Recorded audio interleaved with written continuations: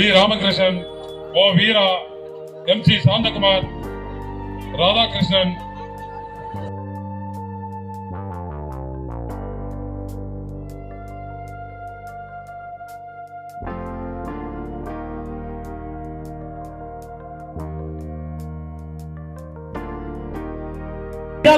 ஐந்தாம் ஆண்டு கொடி அறிமுக நாளும் அது மட்டும் அல்லாமல் ஏழை எளியோருக்கு நலத்திட்ட வழங்கும் விழா இங்கு வெகு சிறப்பாக நடைபெற்றுக் கொண்டிருக்கிறது. இந்த அற்புதமான பொதுக்கூட்டத்திற்கு தலைமை பொறுப்பை ஏற்றிருக்கின்ற தகுதி முடித்து காட்பவர் தான் புரட்சி கலைஞர் கேப்டன். செப்டம்பர் 14, 2005 மதுரை நான் கட்சி ஆரம்பிக்கிறேன் புரட்சி கலைஞர் கேப்டன் சொன்னார். அவர் சொன்ன உடனே அன்னைக்கு தமிழகத்தில் இருந்த அனைத்து அரசியல் கட்சி தலைவர்கள் என்ன சொன்னார்கள் தெரியுமா? புரட்சி கலைஞர் கேப்டன் பின்னால் ஏதோ 4-5 இளைஞர்கள் இருக்காங்க, அவங்க வச்சு இவர் போய் கட்சி ஆரம்பிக்க முடியுமா? ஆர்வத்தில் அறிவிச்சிட்டாரு, கட்சி ஆரம்பிக்க முடியாதுன்னாங்க. ஆனா புரட்சி கலைஞர் கேப்டன் அவர்கள் மதுரையில் கட்சி ஆரம்பிக்க போகின்றேன், நீங்கள் வாருங்கள் எங்களை அழைத்தார். அவங்க தகுதிக்கு மாறி என்ன மாதிரி ஆள் டாடா சுமோ, கொஞ்சம் வசதியா இருக்கிறவங்க பஸ் போய் அங்கங்க புக் பண்றங்க. புக் பண்ண உடனே மொத்தம் காசு கொடுத்துட்டு வந்த உடனே உளவுத்துறை சர்வ சொல்லுது, செப்டம்பர் 14, 2005 மதுரை குலுங்க போதும் சர்வ வந்த உடனே அன்றைக்கு ஆட்சியில் இருந்தவர்களும் இல்லாதவர்களும் நேரா பஸ் ஓனர் கிட்ட போறாங்க. எப்பா இந்த கேப்டைய ரசிகர்கள் வந்து பஸ் புக் பண்ணிக்கிறாங்களா? ஆமாங்க ரொம்ப தங்கமாட்ட ஆளுங்க, அவங்க தலைவர் கேப்டன் மாதிரியே வந்தாங்க 4 பேரு. அன்னே மதுரைக்கு பஸ் வேணும், செப்டம்பர் 13 கொடுத்தா போதும், 14 நாங்க போறோம் அப்படின்னு கேட்டாங்க. எவ்வளவுனா 10,000 10,000 மொத்தமா கொடுத்துட்டு பில்லு வாங்கி போயிட்டாங்க. அவங்க புண்ணியம் வாங்க பாவம். ஆனா நீங்க மாநாடு நடத்தினா பஸ்ஸை எடுத்துன்னு போறீங்க, அந்த பஸ் காய்வாங்கரைக்கு போறா கூட நீங்க காசு கொடுக்கறது இல்ல. அதனால அவருக்கு கண்டிப்பா பஸ் கொடுப்போன்னு பஸ் டாடா ஏசி மொத்தம் எங்களுக்கு கொடுத்தாங்க. சொன்னது சொன்ன மாதிரி புரட்சி கலைஞர் கேப்டன் அவர்கள் உலக அரசியல் வரலாற்றிலேயே 25 லட்சம் இளைஞர்களை ஒன்றாக திரட்டி அரசியல் கட்சி ஆரம்பித்த தலைவர் புரட்சி கலைஞர் கேப்டன் மட்டும்தான். வேற எந்த ஒரு அரசியல் கட்சி தலைவருக்கும் அந்த தகுதி கிடையாது, இனிமேல் நடத்தவும் முடியாது. புரட்சி கலைஞர் கேப்டன் சொன்னால் அதை செய்வார், சொல்லாததையும் செய்வார். ஆனா இன்னைக்கு அரசியல் கட்சி தலைவர்கள் அப்படி இருக்கின்றார்களா? உதாரணத்துக்கு நம்ம முதலமைச்சர் ஸ்டாலின் சொல்லலாம். என்னன்னு பாத்தீங்கன்னா 2021 சட்டமன்ற தேர்தலின் போது 500க்கும் மேற்பட்ட தேர்தல் வாக்குறுதிகள் ஸ்டாலின் கொடுத்தார். அவளை சொல்ல நேரம் இல்ல, ஒரு 4-5 சொல்றேன். என்ன சொன்னார் தெரியுமா? தமிழக மக்களை எப்படி ஏமாத்தணும் ஸ்டாலின் அவர்களுக்கு தெரியும். ABCD என்ன தெரியுமா? தாய்மார்களை ஏமாற்றுவதற்கு ஒரு தேர்தல் வாக்குறுதி, மாணவர்களை ஏமாற்றுவதற்கு ஒரு தேர்தல் வாக்குறுதி, மீனவர்களை ஏமாற்றுவதற்கு ஒரு தேர்தல் வாக்குறுதி, மொத்த பொதுமக்களை ஏமாற்றுவதற்கு ஒரு தேர்தல் வாக்குறுதி. விட்டா பிரிஸ்டாரு. தேர்தல் நேரத்தில் எதிர்கட்சி தலைவர் இந்த ஸ்டாலின் பிரச்சாரம் செய்யும் போது என்ன சொன்னார்? முத்துவேல் கருணாநிதி ஸ்டாலின் ஆகிய என்னை தமிழகத்தின் முதல்வர் நாற்காலியில் படுக்குன்னு உட்கார வச்சீங்கன்னா தமிழகத்தில் இருக்கின்ற அனைத்து குடும்ப தலைவருக்கும் மாதம் 1000 ரூபாய் தரேன்னு சொன்னாரு. சொன்னாரா இல்லையா? திமுக சொல்லன்னு சொல்லிட்டு நீங்க ஜென்மத்துக்கு நான் மைக்ல பேசுறது இல்ல. சொன்னாரா இல்லையா? சொன்னார். அதை நம்பி தாய்மார்கள் நீங்க என்ன பண்ணீங்க? அதெல்லாம் மாசம் 1000 ரூபாய் ஸ்டாலின் தரேன்னு சொல்லிக்கிறாரு. ஏற்கனவே 10 வருஷம் ஆட்சியில் இருந்தாங்க, போட்டலாம்னு சொல்லி தாய்மார்கள் ஓட்டு போட்டீங்க. போட்டு முடிந்த பிறகு 2.25 வருஷம் ஆகி கூட தாய்மார்களுக்கு அந்த 1000 ரூபாய் கொடுக்கல. இதை எதிர்த்து நமது மதிப்பிற்குரிய அந்நியார் அவர்கள் தமிழகம் முழுவதும் ஆர்ப்பாட்டம் நடத்தினார். என்னவென்று 2021 நீங்க என்ன சொன்னீங்க? தேர்தல் வாக்குறுதியில நீங்க ஜெயிச்சு முதலமைச்சர் ஆனா குடும்ப தலைவிக்கு 1000 ரூபாய் தரேன்னு சொன்னீங்கல்ல, 2.25 வருஷம் ஆகுது, ஏன் நீங்க தரவில்லை? தாய்மார்களுக்கு நீங்கள் 1000 தர வேண்டும் என்று அந்நியார் தமிழகம் முழுவதும் ஆர்ப்பாட்டம் அறிவித்தார். இத பார்த்து பயந்து போயிட்டு 3 நாளைக்கு அப்புறம் முதலமைச்சர் ஸ்டாலின் ஒரு தேர்தல் வாக்குறுதி சொல்றார். என்ன தெரியுமா? பொதுமக்களுக்கு ஒரு அறிவிப்பு முதலமைச்சர் ஸ்டாலின் அறிவிக்கிறார். என்ன தெரியுமா? 2.25 வருஷத்துக்கு முன்ன, அதாவது 2021 நான் எதிர்கட்சி தலைவர் ஆயிருக்கும் போது என்னை வெற்றி பெற முதலமைச்சர் ஆக்கினா 1000 ரூபாய் தரேன்னு சொன்னேன்ல, அதை கொடுக்கறதா முடிவு பண்ணிட்டேன்னாரு. தாய்மார்களுக்கு ஒரே சந்தோஷம். என் வீட்டுக்கு ஆசமா பேகத்துக்கு கூட ஒரே சந்தோஷம், மாசம் 1000 வருவன்னு பார்த்திருந்தா 2-3 நாளைக்கு அப்புறம் இன்னொரு அறிக்கை விடுறாரு. என்ன தெரியுமா? 1000 ரூபாய் நான் தரேன்னு சொன்னது உண்மைதான், அதை தள்ளாலும் முடிவு பண்ணிட்டேன், அதுல ஒரு சின்ன திருத்தம்னாரு. என்னடா சின்ன திருத்தம்னு பார்த்தா தகுதியான குடும்ப தலைவிக்கு மட்டும்தான் ஒரு 1000 ரூபாய் கொடுப்பாராம். தகுதி இல்லாத குடும்ப தலைவிக்கு 1000 ரூபாய் கொடுக்க மாட்டாராம். முதலமைச்சர் ஸ்டாலின் அவர்களே, உங்களை ஒண்ணு கேட்கிறேன். எங்க வீட்டுக்காரி ஆசமா பேகத்துக்கு 1000 ரூபாய் வர்றதில்ல. அப்ப என் வீட்டுக்காரி ஆசமா பேகம் குடும்ப தலைவிக்கு சரியில்லையா? பொதுமக்களாகி நீங்க சிந்தித்து பார்க்க வேண்டும். தேர்தலுக்கு முன்பு ஒரு செய்தி, தேர்தலுக்கு பின்பு ஒரு செய்தி. தாய்மார்களை ஏமாத்தி இப்படி முடிச்சாரு. இப்ப பாத்தீங்கன்னா ஊருக்கு 4 பேருக்கு 1000 ரூபாய் கொடுத்துருக்கிறாரு. இதுதான் நடந்து நிக்குது. இன்னொரு என்னன்னு பாத்தீங்கன்னா, மாணவ மாணவிகளை ஏமாற்றி ஓட்டு வாங்கறதுக்கு ஒரு தேர்தல் அறிக்கை விட்டார். என்ன தெரியுமா? மொத்தவே கருணாநிதி ஸ்டாலின் ஆகிய என்னை வெற்றி பெற வைத்து திராவிட முன்னேற்ற கழகத்தை ஆட்சி பிடித்தில் படுக்குன்னு உட்கார வச்சா நீட் தேர்வை ரத்து செய்யறாரு. மாணவ மாணவிகளுக்கு ஒரே சந்தோஷம், என் பையனுக்கு கூட தான் ஒரே சந்தோஷம், நீட் தேர்வு ரத்து செய்யறன்னு சொல்றாங்களே அப்படின்ட்டு. மாணவ மாணவிகள் என்ன பண்ணீங்க? நீட் தேர்வு ரத்து ஆகும்னு சொல்லி திமுக கூட்டணிக்கு ஓட்டு போட்டீங்க. இன்னைக்கு வருஷம் 4 ஆக போகுது, இன்னும் நீட் தேர்வு ரத்தாகல. அதை விட ஒரு கேவலம் என்னன்னு பார்த்தா, போன வருஷம் எம்பி எலெக்ஷன் வந்துச்சு இல்ல, அப்போ அதே தேர்தல் வாக்குறுதியை கொடுக்கிறாரு. ஒரு தேர்தல் வாக்குறுதியை எத்தனை முறை கொடுக்கிறது? அது மட்டும் இல்ல, 2026 எம்எல்ஏ எலெக்ஷன் நடப்பதில்லை அடுத்த வருஷம், அப்போ இந்த தேர்தல் வாக்குறுதியை கொடுப்பாரு. ஏனென்றால் மக்களை எப்படி ஏமாற்ற வேண்டும் என்று ஸ்டாலின் அவர்களுக்கும் திமுக காரர்களுக்கு தெரியும். இந்த கதை இப்படி போச்சு. மாணவ மாணவிகளை ஏமாற்றி முடிச்சிட்டாரு. மீனவர்களை ஏமாற்றுவதற்கு ஒரு தேர்தல் வாக்குறுதி கொடுக்கிறார். என்ன தெரியுமா? மொத்தவேல் கருணாநிதி ஸ்டாலின் ஆகிய என்னை தமிழகத்துடைய முதல்வர் நாற்காலியில் நீங்கள் அமர வைத்தால் இலங்கைக்கு சொந்தமான கச்சைத்தீவை தமிழகத்துக்கு மீட்டு கொடுப்பன்றாரு. நான் தெரியாம கேட்கிற முதலமைச்சர் ஸ்டாலின் அவர்களே, தமிழகத்திற்கு சொந்தமான கச்சைத்தீவை இலங்கைக்கு தாரவாத்து கொடுக்கும் போது தமிழகத்துடைய முதலமைச்சர் யார்? உங்க அப்பா கலைஞர் தானே. தமிழகத்துக்கு சொந்தமான கச்சைத்தீவை அவங்க அப்பா இலங்கைக்கு தாரவாத்து கொடுத்துருவாராம். இப்ப 50 வருஷம் பொறுத்து மகன் அதை மீட்டு நமக்கு கொடுப்பாராம். இது எதற்கு? மீனவர்களை ஏமாற்றி ஓட்டு வாங்கறதுக்கு. அதோட ஒரு இன்னொரு கேவலம் பாருங்க. இன்னொரு தேர்தல் வாக்குறுதி ஒன்று கொடுத்தார். அசிங்க சொல்ல போனா என்ன தெரியுமா? திமுகவை ஆட்சி படுத்தி நீங்கள் அமர வைத்தால் வருஷத்துக்கு 100 நாள் சட்டசபையை கூட்டுறன்னு சொன்னார். சொன்னாரா இல்லையா திமுக நண்பர்கள்? நீங்களே சொல்லுங்க. ஏன்னா திமுக ஆட்சிக்கு வந்தா வருஷத்துக்கு 100 நாள் சட்டமன்றத்தை கூட்டுறன்னு சொன்னார். 4 வருஷம் முடிய போது எத்தனை கூட்டிக்கிறாருன்னு பாருங்க. ஒண்ணும் கிடையாது. 2021 ஒரு வருஷம், அதுல கூட்டினது சட்டசபை 29 நாள் தான். 2022 ஒரு வருஷம், சட்டசபையை கூட்டினது 33 நாள் தான். 2023 3வது வருஷம் 29 நாள் தான். 2024 போன வருஷம் 18 நாள் தான். இப்ப 2025 எத்தனை பேர் கூட்டிக்கிறாங்க நீங்களே முடிவு பண்ணிக்கோங்க மக்களே. ஏன் என்று கேட்டால், ஸ்டாலின் அவர்களுக்கு மக்களை ஏமாற்றுவது எப்படி என்று நன்றாக தெரிந்து உங்களை ஏமாற்றி விட்டார். நீங்கள் 2026 ஏமாற கூடாது என்பதுதான் இந்த அலிஜானுடைய ஆசை. ஆனால் புரட்சி கலைஞர் கேப்டன் அவர்கள் நல்லவர், வல்லவர், நியாயமானவர், ஊழலுக்கு துணை போக மாட்டார். லஞ்சம் என்பதை அவருடைய அகராதியில் கிடையாது. அப்படியாப்பட்ட தலைவர் உருவாக்கிய இந்த தேசிய முற்போக்கு திராவிட கழகத்துக்கு நீங்கள் மிகப்பெரிய வேளாளர் வைக்க வேண்டும் என்று இந்த நேரத்தில் கேட்டுக்கொள்ள கடமைப்பட்டிருக்கின்றேன். கட்சிக்காரங்க அணிகளை வணங்கி நம்முடைய கழகத்தினுடைய பொதுச் செயலாளர் எல்லோரிடமும் பாசமாக அழைக்கக்கூடிய எங்கள் அந்நியார் அவருடைய ஆசீர்வாதத்தோடு இன்றைக்கு தேசிய முற்போக்கு திராவிட கழகம் என்கிற மாபெரும் இயக்கத்தை தமிழகத்திலே உருவாக்கி ஏறத்தாழ 2000 நம்முடைய கழகத்தினுடைய கொடியை மன்ற கொடியாக நம்முடைய தலைவர் தந்து ஏறத்தாழ 25 ஆண்டுகள் வெள்ளி விழாவை கொண்டாடுகிற இந்த அருமையான பொதுக்கூட்டத்தை சிறப்பான முறையிலும் இந்த இயக்கம் கண்டிராத வகையில் இன்றைக்கு இந்த திருவள்ளூர் மாவட்டத்திலே எழுச்சியோடும் சிறப்போடும் இந்த வெள்ளி விழா பொதுக்கூட்டத்தை ஏழை எளியோர்களுக்கு தமிழகத்திலே எத்தனையோ அரசியல் கட்சிகள் இருந்தாலும் கூட தலைவர் கேப்டனுடைய கட்சி என்று சொன்னாலே தனி மரியாதை உண்டு. தலைவருடைய பெயர், அவருடைய புகழ், அவருடைய லட்சியம், அவருடைய முழு மரியாதை தலைவர் இருக்கிற பொழுது எங்களுக்கெல்லாம் தெரிந்தது. தலைவருக்கு பின்னாலே அவரை ரசித்தவர்களுக்கு தெரிந்தது.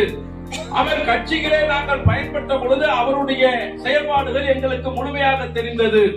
ஆனால் தமிழ்நாட்டு மக்களுக்கு, இன்னும் சொல்ல போனால் மாற்றுக் கட்சிகளில் உள்ள நண்பர்களுக்கெல்லாம் கூட தலைவருடைய பெருமை, அந்த லட்சியம் எப்பொழுது தெரிந்தது என்றால் தலைவருடைய மறைவுக்கு பின்னாலே தான் என் தலைவருடைய பெருமை, அவர் செய்த சாதனை, அவர் மனிதநேயம், அவர் மனித கடவுள் என்று இன்றைக்கு எல்லாருக்குமே இன்றைக்கு புரிந்திருக்கிறது. நாங்கள் செல்லுகிற இடமெல்லாம் இன்றைக்கு மக்கள் சொல்லுகிறார்கள், கேப்டன் நல்ல மனிதர், ஏழைகளுக்காக அவர் எத்தனை உதவி செய்திருக்கிறார், அவர் படித்து வைத்த பெண்கள் இன்றைக்கு எத்தனை பேர் ஐஏஎஸ் ஆக இருக்கிறார்கள் என்று இன்றைக்கு தமிழ்நாட்டில் இருக்கக்கூடிய மக்கள் இன்றைக்கு எங்களுக்கு சொல்லுகிறார்கள். என்ன காரணம்? இப்போ இந்த பெண்கள் அதிகமா இருக்கீங்க, இந்த பெண்களுடைய குடும்பத்துல உங்க அம்மா இருப்பாங்க, பாட்டி இருப்பாங்க, அவங்க எல்லாம் நல்லது சொல்லுவாங்க. ஆனா அவங்க இருக்கும்போது நம்ம கேட்க மாட்டோம். அந்த பாட்டியோ அம்மாவோ அப்பாவோ அவங்க தவறிட்டா அவங்க இல்லாதப்பதான் சொல்லுவாங்க, எங்க அப்பா அப்பவே சொன்னாரு அப்படின்னு. இது ஒவ்வொரு குடும்பத்திலும் நடக்கிற விஷயம் தான். அதே போலதான் இந்த நாட்டிலே நம்முடைய தலைவர் கேப்டனுடைய மறைவுக்கு பின்னாலதான் இன்னைக்கு கேப்டன் இருந்தால் அவர்தான் முதலமைச்சர் என்று இன்னைக்கு தமிழ்நாட்டிலே இருக்கக்கூடிய மாற்று கட்சியில இருக்கிறவர் கூட எங்கள் தலைவரை பற்றி பெருமையாக பேசுகிறான். நான் ஒன்னே ஒண்ணு சொல்றேன், இங்க இருக்கிற மக்கள் நீங்க எல்லாம் ஒரு காலம் சிந்திச்சு பாருங்க. நாங்கள் பிறந்து வளர்ந்த காலகட்டத்தில் ஒரு சக மனிதரோடு நாங்கள் பழகி இருக்கிறோம், பேசி இருக்கிறோம், அவரை நாங்கள் தலைவராக ஏற்றுக்கொண்டோம், ஒரு மனிதராக ஏற்றுக்கொண்டோம். அவர் சித்தப்பா பெரியப்பா, எங்க பசங்க எல்லாம் தலைவரை பெரியப்பான்வாங்க. இப்படி தலைவரை பல கோணத்திலே நாங்கள் ரசித்திருக்கிறோம், பார்த்து இருக்கிறோம், பேசி இருக்கிறோம், பழகி இருக்கிறோம். ஆனால் ஒரு காலகட்டத்திற்கு பின்னாலே நாங்கள் நினைத்து பார்த்தால் என்ன தெரியுங்களா தோணுது? நாங்க ஒரு மனிதனோட வாழ்ந்தது மட்டுமல்ல, ஒரு கடவுளோடவே வாழ்ந்தோம் என்கிற அந்த மனநிறைவு இருக்கிறது. எந்த அரசியல் கட்சியிலாவது, எந்த அரசியல் கட்சியிலே இருக்கிற தொண்டராவது இப்படி சொல்லுவதற்கு தகுதி இருக்கிறதா? நான் கேட்பது, ஒரு மனிதனை மனிதனாகவே சொல்ல முடியாது. இப்ப கூட அவர் சொல்லி துரைமுருகனை சொன்னார், அந்த பிறப்பெல்லாம் மனிதனாக வாழ்வதே கொடுமை. இந்த நாட்டு மக்களுக்கு, வாக்களித்த மக்களுக்கு ஏதாவது செய்யணும். தலைவர் சொன்னாருங்க, கேப்டன் அவர்கள் அவர் இருக்கிற காலத்திலே சொன்னார், தமிழ்நாட்டு மக்களை எங்களுக்கு ஒரு முறை வாக்களிங்கள், முரசு சின்னத்திற்கு ஒரு முறை வாக்களிங்கள், தமிழ்நாட்டு மக்களே உங்களை தங்க தட்டிலே வைத்து தாளாட்டுவேன் சொன்னாரே. அந்த தங்க விலை இன்னைக்கு என்ன தெரியுங்களா? இன்னைக்கு தங்க விலை என்ன தெரியுங்களா? ஆனா தங்க தட்டிலே உங்களை வச்சு தாளாட்டு வந்தாரே, அவருக்கு நீங்க வாக்களிச்சீங்களா? அவரை ஆட்சியிலே கொண்டு வந்தீர்களா? இந்த மக்களை, தாய்மார்களை தெய்வத்துக்கிட்ட மட்டும்தான் கையேந்த விடுவேன், மத்த யாரிடத்திலும் கையேந்த விட மாட்டேன் சொன்னவன் என் தலைவர் புரட்சி கலைஞர் கேப்டன் அவர்கள். இன்னைக்கு எல்லாத்துக்கும் கையேந்தி நிக்கிறீங்களே. இன்னைக்கு கூட தமிழ்நாடு முதலமைச்சரை பத்தி சொன்னாங்க, நான் சொல்றேன், தலைவர் அவர்கள் இந்த கொடியை கொடுத்தார் 2000 மன்ற கொடியா கொடுத்தார். இந்த மன்ற கொடியை அரசியல் கொடியாக மாற்றியது ஒவ்வொரு புரட்சி கலைஞருடைய தொண்டனுடைய உழைப்பு, தலைவருடைய நம்பிக்கை. இந்த கொடியை அரசியல் கட்சி ஆக்குவோம், இதை நாங்க கோட்டைகளை பறக்க வைப்போம் என்கிற நம்பிக்கை ஒவ்வொரு தொண்டனிடத்திலும் உருவாகி அந்த தலைவரிடத்தில் சொல்லி அது 2005 கட்சி ஆரம்பிக்கிற பொழுது இதை கட்சி கொடியாக தலைவர் அவர்கள் அங்கீகாரத்தை பெறுகிறார். என்ன காரணம்? தலைவரிடத்தில் என்ன கேட்டோம்? இந்த மேடையில் இருக்கிற நல்ல தம்பி போன்றவர்கள், நம்முடைய மாவட்ட செயலாளர் டெல்லி போன்றவர்கள், அன்றைக்கு மூத்த மாவட்ட செயலாளர்கள், பொறுப்பிலே உள்ளவர்கள் தலைவரிடத்தில் கேட்டோம். நாங்க ஸ்டேஷனுக்கு போனா எங்களை ரசிகர் மன்றம் தானே, வெளியே போயிட்டு இல்லைன்றான். கட்சிக்காரங்களுக்கு கூட்டு உள்ள வச்சு இன்ஸ்பெக்டர் சேர போட்டு உட்கார்ந்து பேசுறாரு. அப்போ மூத்த நிர்வாகிகள் எல்லாம் தலைவரிடத்துல சொல்றாங்க, தலைவர் அவர்களே அரசியல் கட்சியாக இதை மாற்றினால்தான் நமக்கான அங்கீகாரம், மரியாதை கிடைக்கும், ஆகையாலே இதை நீங்கள் கட்சியாக அறிவீங்கள் என்று தலைவரிடத்தை கேட்ட பெருமை இந்த கட்சியில இருக்கிற ஒவ்வொரு தொண்டனுக்கும் கிடைத்த மிகப்பெரிய வலிமையான சக்தி. ஒரு நல்ல மனிதர், ஒரு நல்ல மனிதரை ஏன் தலைவராக வரக்கூடாது என்று அத்தனை பேரும் கேட்டு தலைவருடைய ஒரு மனதாக தமிழ்நாட்டிலே இந்த கட்சி ஆரம்பிக்கிறார். அது கூட பாத்தீங்கன்னா அந்த 2005 தலைவர் கட்சி அவர்கள் ஆரம்பிக்கிறார், திருவண்ணாமலை அறிவிக்கிறார். நான் முன் வச்ச கால பின்ன வைக்க மாட்டேன், தலைவர் சொல்றார் அந்த மேடையில, கட்சி ஆரம்பிக்கிறேன்னா ஆரம்பித்தே தீர்வேன் என்று சொல்லி அறிவிக்கிறார். அறிவிச்சு மதுரையில இதற்கான தேதி அறிவிச்சிட்டார், கட்சி அங்க தொடங்க போறேன் அப்படின்னு.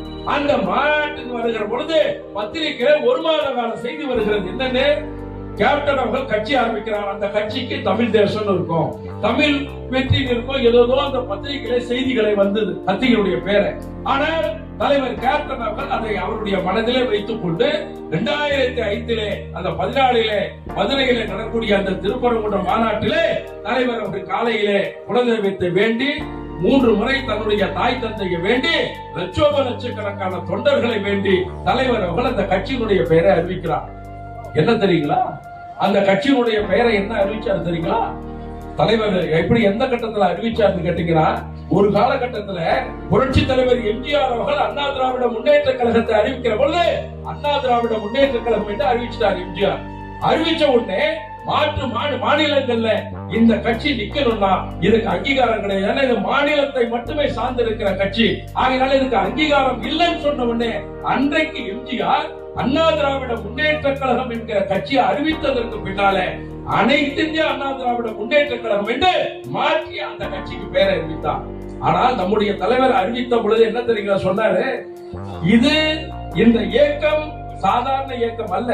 தமிழ்நாட்டிலே ஆளக்கூடிய கட்சிகள் எல்லாம் பாத்தீங்கன்னா மாநில கட்சிகள் தான். இந்த மாநில கட்சி டெல்லியில போய் அந்த சரித்திரம் கிடையாது. அதே டெல்லியிலே ஆளக்கூடிய கட்சிகள் மாநிலத்துக்குள்ளே வருவது கிடையாது. மாநிலத்தை ஆளுகிறது வேற கட்சி, டெல்லியை ஆளக்கூடிய கட்சி வேற, மாறுபட்டுதான் இருந்தது. அதனாலதான் தலைவர் கேப்டன் அவர்கள் சொன்னார், இது தேசிய முற்போக்கு திராவிட கழகம். எவ்வளவு அழகாக ஒரு சினிமா நடிகர் இந்த மக்கள் மீது தேசிய முற்போக்கு திராவிட கழகம், இந்த இயக்கத்தை எங்கு வேண்டுமானாலும் நீங்கள் தேர்தலை சந்திக்கலாம்.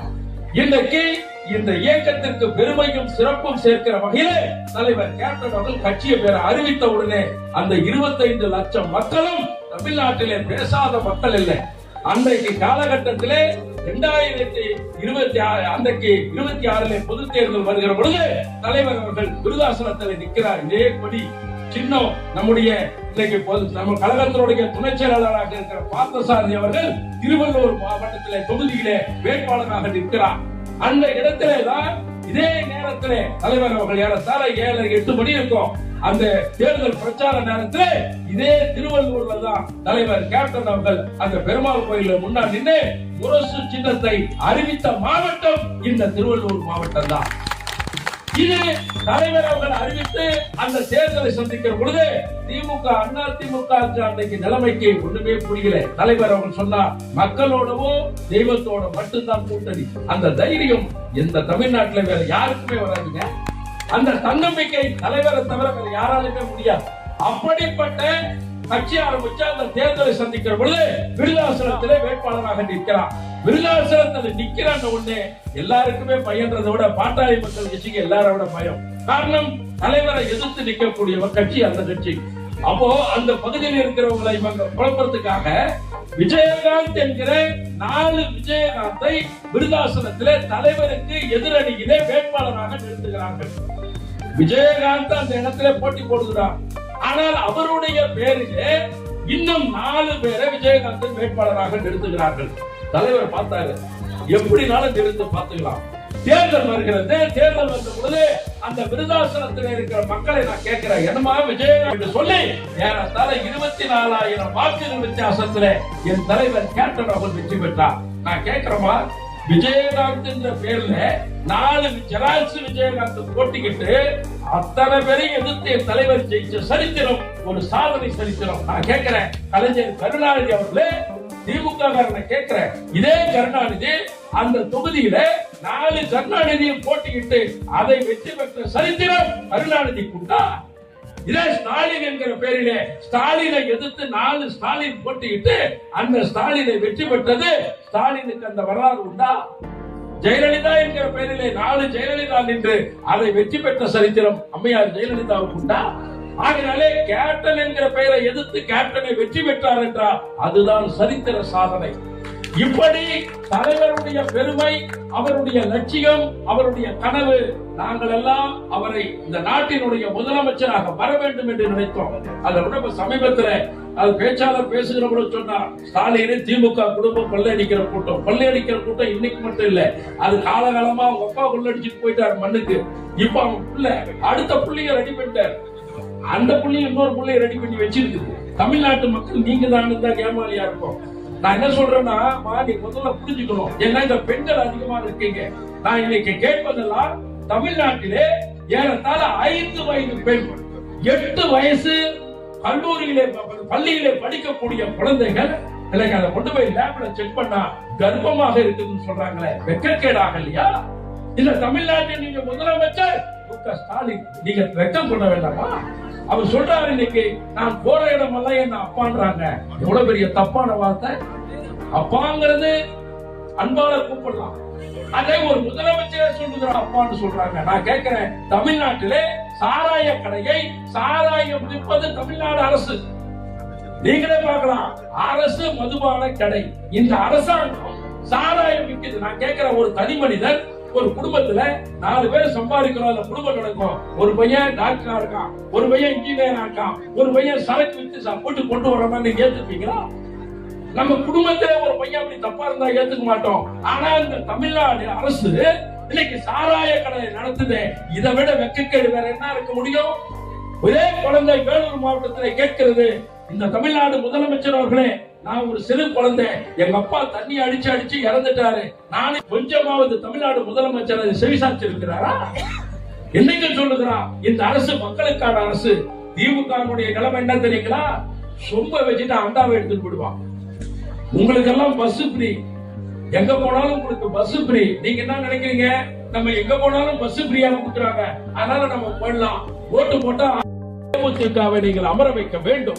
ஒரு நல்ல மனிதனுடைய வாழ்வு, அவர் என்ன நினைத்தாரோ, அவர் என்ன சாதிக்க வேண்டும், உங்களுக்கெல்லாம் செய்ய வேண்டும் என்று நினைத்தாரோ, அதை நீங்கள் வருகிற தேர்தலிலே நீங்களுடைய வாக்குகளை கொட்டு முறை எரிஞ்சா நமக்கு தெரியும். பக்கத்து வீடு தானே பத்தி எரியுது, நமக்கு என்னன்னு நீங்க 10 நிமிஷம் வீட்டுல உட்கார்ந்தீங்கன்னா அந்த தீ அடுத்த நிமிஷம் நம்ம வீடையும் பிடிக்கும். என்ன நினைச்சீங்கன்னா அந்த பாதிப்பு நம்ம குடும்பத்துக்கு வரும். ஒரு 8 வயசு பொண்ணுக்கே பாதுகாப்பு இல்லைன்னு சொன்னா இந்த நாட்டுல என்ன நிலைமை?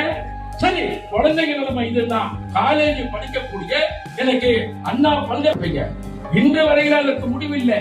எனக்கு காவல்துறை மேல நம்பிக்கை இல்லாம நீதிமன்றம் நேரடியாக களத்துல இறங்குறது. என்ன காரணம்? இந்த நாட்டினுடைய முதலமைச்சர் மு.க. ஸ்டாலின் அவர்கள் தானே. அவருக்கு ஒரு குடும்பம் இருக்குதா இல்லையா? இந்த நாட்டு மக்களை பற்றி கொஞ்சமாவது யோசிக்க வேண்டுமா இல்லையா? நீட் தேர்வு ரத்து செய்யப்படும், நாங்கள் ஆட்சிக்கு வந்தா. ஆட்சியை நடத்தக்கூடிய உங்களை தான் ரத்து பண்ண முடியும், நீட்டு தேர்வை ஒருபோதும் ரத்து பண்ண முடியாது. இன்னைக்கு கூட பாத்தீங்கன்னா மும்மொழி கொள்கை மத்திய அரசு கொண்டு வருகிறது. இந்தி எதிர்ப்பு. திமுகவுக்கு கிடைக்கிற தேர்தல் நேரத்துல என்ன ஆயுதம் கேட்டீங்கன்னா, ஒண்ணு மொழியை எடுத்துப்பாங்க, இல்லைன்னா குடிக்கிற தண்ணி எடுத்துப்பாங்க. கர்நாடகாவுக்கு நமக்கு பிரச்சனை. இதுதான் நிலைமை. தலைவர் கேப்டன் அவர்கள் அன்னைக்கு அழகா சொன்னார், இந்த மும்மொழி கொள்கை என்பதை அழகாக அவரை போல ஒரு அழகாக சொல்லக்கூடிய மனிதர் யாருமே இல்லை. தலைவர் கேப்டன் சொன்னார், இந்தி மொழியை நாம் படிக்கலாமா, தமிழ் மொழி தானே நமக்கு தாய்மொழி என்று கேட்டவுடன் தலைவர் சொன்னார், நமக்கு இருக்கக்கூடிய கண் என்பது நம்முடைய தாய்மொழி. நமக்கு கொஞ்சம் பார்வை குறைவுன்னா அதுக்காக கண்ணாடி போடுற பாருங்க, அந்த கண்ணாடி தான் இந்தி மொழி. அதனாலே அன்னை மொழியை கற்போம், அனைத்து மொழியும் நம்ம கற்போம் என்று தலைவர் கேப்டன் அவர்கள் அன்றைக்கு அந்த மொழிக்கு அதை எப்படியெல்லாம் நாம் சுவாசிக்க வேண்டும், எதிர்கால தலைமுறை வளர வேண்டும் என்று சொன்னால் இந்தியை திணிக்க வேண்டாம். அவர்கள் விருப்பப்பட்டால் அந்த பாடத்தை அவர்கள் படிக்கட்டும். இது தலைவருடைய நிலைமை. ஆனா இன்றைக்கு ஆட்சி ஆண்டு கொண்டு இருக்கிறவர் இந்தியை நாங்கள் ஏற்றுக்கொள்ள மாட்டோம், இந்தியை ஏற்றுக்க மாட்டேன்னு சொல்ற நீங்க உங்க தங்கச்சி கனிமொழிக்கு இந்தி தெரிஞ்சனால தான் இன்னைக்கு டெல்லியில போய் உட்கார்ந்து டெல்லியில இன்னைக்கு ஹிந்தி பேசிட்டு இருக்காங்க. ஆனால் நம்ம மக்கள் ஓட்டு போட்ட மக்களே இந்தியை படிக்க வேணான்றது, தன் குடும்பம் மட்டும் இன்னைக்கு ஹிந்தி படிச்சு டெல்லிக்கு போலாம். எவ்வளவு ஒரு வெக்கக்கேடான ஒரு விஷயம். அதனால இந்த தமிழ்நாட்டு மக்களாகிய நீங்கள் கொஞ்சம் தெளிவா இருக்கணும். ஒரே ஒரு செய்தி, இன்னைக்கு காலையில ஒரு அம்மா என்ன பண்ணிருக்காங்க, காலையில 6 மணிக்கு வீட்டுக்கு முன்னாடி தண்ணியை தெளிச்சு கோலம் போட்டு இருந்திருக்காங்க. தமிழக மக்கள் சென்னை நோக்கி தலைவரை நோக்கி வந்தார்களே, அதை விட சிறப்புமா நான் கேட்கிறேன். இதே நம்முடைய ஜிஹெச் ஹாஸ்பிட்டல் சென்ட்ரல்ல இறங்கல, நம்மளா கூட தெரியுமா தான் இருக்கிறாரு. எந்த கட்சி தலைவருக்கானா வாழ்க்கையிலே 234 தொகுதியிலும் இந்தியா ஃபுல்லா எந்த தலைவருக்கானா சொந்த இடத்துல கோயில் கட்டிக்கிறாங்களா சொல்லுங்க? எல்லாம் பீச்ல பிச்சை தான் வச்சிருக்காங்க சமாதியா. ஆனா நம்ம தலைவருக்கு மட்டும்தான் சொந்த இடம். நம்ம கேப்டன் அவர் சம்பாதிச்ச உழைப்புல கட்டின இடத்துல கோயில் அன்னைக்கு பல லட்சம் கோடி மக்கள் வந்து அந்த கேப்டனை தரிசிக்கிறாங்க. காது குத்து இருந்தாலும், பிறந்த நாளா இருந்தாலும், கல்யாண நாளா இருந்தாலும், திருமண நாளா இருந்தாலும், எந்த விசேஷமா இருந்தாலும் கோயிலா கும்பிடுற ஒரே தலைவர் போர்மன தலைவர் மாசத்துக்கு ஒரு தலைவர் கேப்டன் அவர் மட்டும்தான். இது எல்லா தலைவருக்கும் வச்சிருக்காங்க, அங்கங்க பிச்சை தான் வச்சிருக்காங்க. யாரையும் குச்சப்படுத்த சொல்ல, ஏன்னா தேசிய தலைவர்கள் இருக்கிறாங்க, திறமையா இருக்காங்க. அதனால எல்லாரையும் குறிப்பிட முடியாது. ஆனா அந்த நேரத்துல இன்னைய வரையும் தலைவர் தெரியுமா நடந்தது. இன்னைக்கு வரையும் 1.5 வருஷம் ஆயும் மத்தியான உணவு போறது கேப்டன் வந்தா சாப்பிட்டாங்களா அதே எண்ணத்தோட இன்னைக்கும் எங்க அடியார் வழி நடத்துறாங்கன்னா அது பெரிய சொல்ல முடியும். அதே போல் அடுத்த ஹீரோ சூப்பர் ஸ்டார் தமிழ்நாட்டு யாருன்னா சந்தோஷ பாண்டி தான் வருவாப்புல. ஏன்னா 5 படம் புக்கிங்க 5 நடிச்சுட்டு தம்பி பாசத்துக்குரிய. அதனால வருங்கால எதிர்காலமா நமக்கு தம்பி தான் அந்நியாரும் சுதீஷாரும் சிறப்பா வைக்கிறதா சொல்லி விடைபெற நன்றி வணக்கம். கொடிநாள் வெள்ளி விழாவை முன்னிட்டு சீரும் சிறப்போமோடு சிறப்பான முறையில் ஒரு சிறிய மாநாடு போன்று இந்த நிகழ்ச்சியை, அதாவது ஏழை எளிய மக்களுக்கு நல உதவிகளை வழங்கியும் பொதுக்கூட்டத்தையும் அன்பு தலைவர் தெய்வ திரு கேப்டன் அவர்களுடைய அருளாசியோடும் கழகத்தினுடைய நிரந்தர பொதுச் செயலாளர் மக்கள் தலைவி அன்னியார் அவர்களுடைய ஆணைக்கிணங்க சிறப்பான முறையில் இங்கு தலைமையேற்று இந்த நிகழ்ச்சியை நடத்தி கொண்டிருக்கும் திருவள்ளூர் கிழக்கு மாவட்டத்தினுடைய மாவட்ட கழக துணை செயலாளரும் மஞ்சப்பாக்கம் ஈரா சிங்காரம் அண்ணன் அவர்களே, அதே போன்று இந்த நிகழ்ச்சியை முன்னில் வருக வருகன என்ற அனைவரையும் வரவேற்று சிறப்பித்துக் கொண்டிருக்கும் ரசிகர் மன்ற காலத்தின் நண்பரும்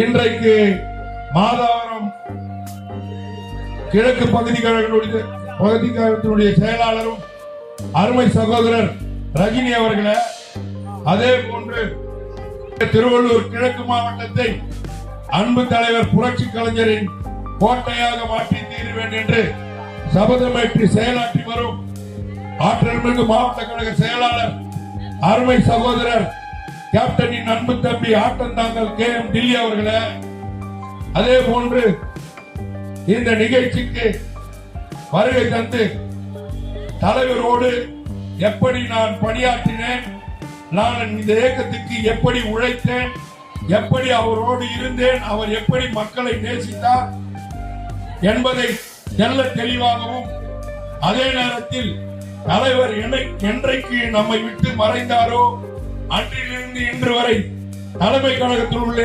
தலைவருடைய நினைவிடத்திலும் சரி, தலைவர் அமரும் அறையிலும் சரி, தினந்தோறும் தலைவருக்கு விளக்கேற்றி வணங்கி கொண்டிருக்கும் அன்பு சகோதரி அருமைக்குரிய தேர்தல் பணிக்குழு உறுப்பினர் அன்பு சகோதரி மகாலட்சுமி அவர்களே, அதே போன்று இன்றைக்கு மட்டுமல்ல என்றைக்கும் ரசிகர் மன்ற காலத்திலே நாம் ஒரு அரசியல் கட்சியாக செயல்பட்டோம். அன்றைக்கே நமக்கு ஒரு பேச்சாளர் யார் என்று சொன்னால் இன்றைக்கு கேப்டனை பற்றி புகழ் பாடியவர் தம்பி முருகன் தான். அதே தம்பி முருகன் இன்றைக்கு சிறப்பான முறையில் பழைய நினைவுகளை தலைவர் எப்படிப்பட்டவர், இந்த மக்களை எப்படி நேசித்தார் என்று எடுத்துரைத்தார். அதே போன்று அதாவது வேலூர் மாவட்டம், பிரிக்கப்படாத வேலூர் மாவட்டம் இன்றைக்கு கிருஷ்ணகிரி மாவட்டத்திற்கு அந்த பார்டர்ல இருந்து இன்னைக்கு வந்திருக்காரு. நான் கூப்பிட்டேன், தம்பி நீ வரணும்டா, சிறப்பா இங்க வந்து மக்களுக்கு வந்து தலைவரை பத்தி எடுத்து சொல்லணும், மக்கள் பிரச்சனை பத்தி பேசணும்னு சொன்னேன். சிறப்பா தன்னுடைய கருத்தை பிரிச்சு மேஞ்சி அருமையா சொல்லிட்டார் அலிஜான் அவர்கள்.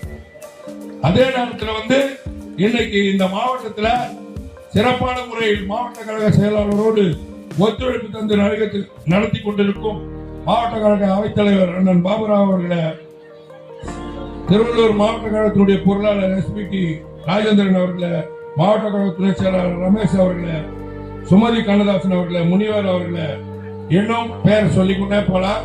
இந்த பேப்பர்ல இருக்கிற நோட்டீஸ்ல இருக்கிற பேரை படிச்சோமா நாளைக்கு காலையில் ஆயிடும். முத்தையா அவர்களை, கலைதாஸ் அவர்களை, கோபிநாதன் அவர்களை, அருணாச்சலம், இன்னும் நிறைய இருக்காங்க. கேப்டனுடைய விசுவாசின்னு தான் சொல்லணும். அதுக்கு முன்னாடி நான் ஒரு வார்த்தை சொல்லிடுறேன். ஏன்னா அதாவது இந்த 2024 வந்து தேர்தல் நடந்தது, நாடாளுமன்ற தேர்தல். எங்களுடைய கேப்டனுடைய அருளாசியோடு மக்கள் தலைவர் அன்னியார் அவர்கள் திருவள்ளூர் நாடாளுமன்றத்துக்கு என்ன வேட்பாளராக நிறுத்தினாங்க. அப்ப எனக்கு எல்லாருமே தெரியும், எனக்கு பேர் சொல்லி கூப்பிடணும்னு தேவையில்ல. ஏன்னா அருமையா ஒர்க் பண்ணி இந்த முரசு சின்னத்துக்கு திருவள்ளூர் மாவட்டத்துல நாடாளுமன்ற தொகுதியில 2,24,000 வாக்குகளை பெற்று தந்தாங்க. இந்த முரசு சின்னத்துக்கு வாக்களித்த உங்கள் அனைவருக்கும் நன்றியை இந்த நேரத்தில் தெரிவிச்சுக்கிறேன். அதே மாதிரி இன்னைக்கு நாங்க சொல்லிக்கிட்டே போனோம்னா இந்த மகாலட்சுமி அம்மா நிறைய பேசுவாங்க. ஏன்னா தலைவர் எப்படிப்பட்டவர், என்னென்ன செஞ்சார் இந்த மக்களுக்கு, என்னென்ன வரப்போற காலத்துல மக்கள் தலைவி கழக பொதுச் செயலாளர் அண்ணி என்னென்ன செய்ய போறாங்கன்றத தெளிவா சொல்லுவாங்க. நான் ஒரு சில கருத்துக்கள் மட்டும் ஒரு 10 நிமிஷம் தான் முடிச்சுக்கிறேன். நீங்க தயவு செய்து தாய்மார்கள்லாம் ஒரு மன்னிப்பு கேட்டுக்கிறேன். நேரம் ரொம்ப நேரம் ஆகுது. மகளிருக்காக இந்த அம்மா பேசுவாங்க. அந்நியாருடைய குரலா இங்க அவங்களுடைய குரலை பதிவு பண்றதுக்கு உங்ககிட்ட காத்திருக்காங்க. நீண்ட நேரம் ஆகாது, சீக்கிரமா முடிச்சிருவோம். தயவு செய்து ஒரு சில வார்த்தைகள் உங்களுக்கு முன்னால பேசிட்டு முடிச்சுக்கிறேன். இன்னைக்கு பாத்தீங்கன்னா இந்த அரசுக்கு ஒரு மார்க் போடலாம். நீங்க அதாவது பிள்ளைங்க உங்க பிள்ளைங்கள ஸ்கூல்ல படிச்சுட்டு வந்தா என்ன சொல்லுவாங்க, எங்களுக்கு பாஸ் மார்க் கொடுத்தாங்க. ஆனா இந்த கவர்மெண்ட்டுக்கு மக்கள் இல்ல, அவங்களே போட்டுக்கிற மார்க் பாஸ் மார்க். இத மக்கள் புரிஞ்சுக்கணும். ஏன்னா இன்னைக்கு அலிகான் புட்டு வச்சாரு ஒரு சில கருத்துக்களை. எப்படி எந்தெந்த சூசகத்துல இந்த மக்களை ஏமாத்துறாங்க, ஏழை எளிய மக்களை ஏமாத்துறாங்க, தாய்மார்கள் ஏமாத்துறாங்க. அவர் என்ன சொன்னார், இங்க உட்கார்ந்து இருக்கிற கிட்டத்தட்ட 500க்கும் மேற்பட்ட மகளிர் இருக்கீங்க. அனைத்து தாய்மார்களுக்கும் கிட்டத்தட்ட 2,80,00,000 ரேஷன் கார்டு உள்ள அனைத்து குடும்ப தாய்மார்களுக்கும் 1000 ரூபாய் நான் ஆட்சிக்கு வந்தால் வழங்குவேன்னு சொன்னாரு. நீங்களே உண்மையை சொல்லுங்க. இந்த கூட்டத்தில் உட்காந்து எவ்வளவு பேர் வாங்குறீங்க? கிடைக்குதா? இல்ல. ஆனா என்ன சொன்னாரு, தேர்தலுக்கு முன்னாடி நான் அனைத்து தாய்மார்களுக்கும் பெண்களுக்கும் மாதம் 1000 ரூபாய் தருவேன்னு சொன்னாரு. தந்தாரா? இல்ல. ஆனா என்ன சொல்றாரு, இப்போ தகுதியின் அடிப்படையில் தான் தரப்படும். தகுதியின் அடிப்படையில் எவ்வளவு பேர் கொடுக்கறாங்க? 2,80,00,000 பேர்ல 45 லட்சம் பேருக்கு மட்டும்தான் 1000 ரூபாய் தராங்க. இந்த மக்கள் புரிஞ்சுக்கணும். இதை நாங்க மேல போட்டு பேசுறோம்னா இந்த மேல கூட எங்களுடைய தொண்டனுடைய காசுல போட்ட மேடை. அண்ணா திமுகவோ இல்ல திமுகவோ மற்ற கட்சியோ பாக்கெட்டு காசு எடுத்து செலவு பண்ண மாட்டாங்க.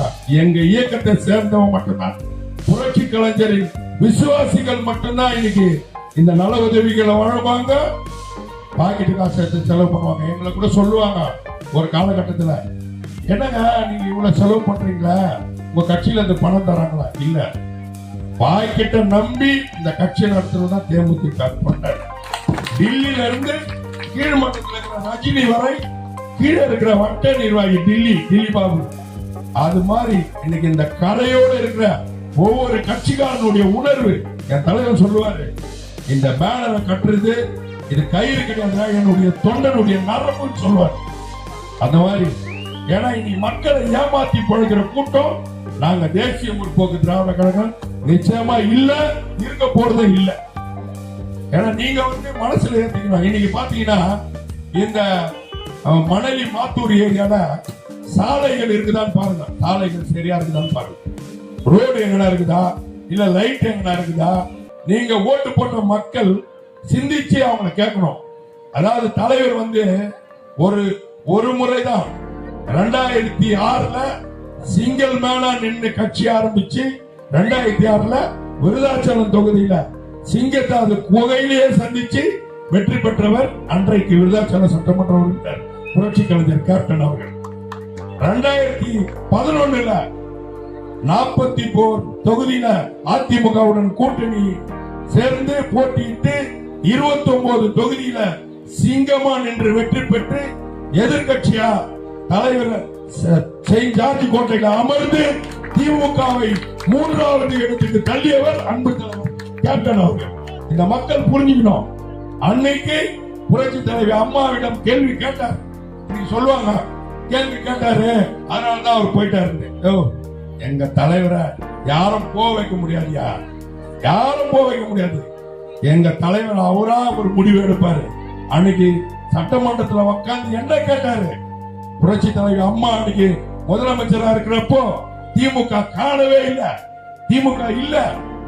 இன்னைக்கு பேசுறாங்க நாங்க தான் 200, அதாவது வரும் 2026ல வரலாறு சொல்லும் 200 நாளைய வரலாறு என்று பார்ப்போம். 2026 வரலாறு சொல்லுதா 200 வென்றீங்களான்னு பார்ப்போம். நிச்சயமா அதை நாங்க எதிர்கொள்வோம். அதே மாதிரி இன்னைக்கு இந்த பகுதியில பாத்தீங்கன்னா ரோடு இல்ல, சாலை இல்ல, எதுவுமே இல்ல.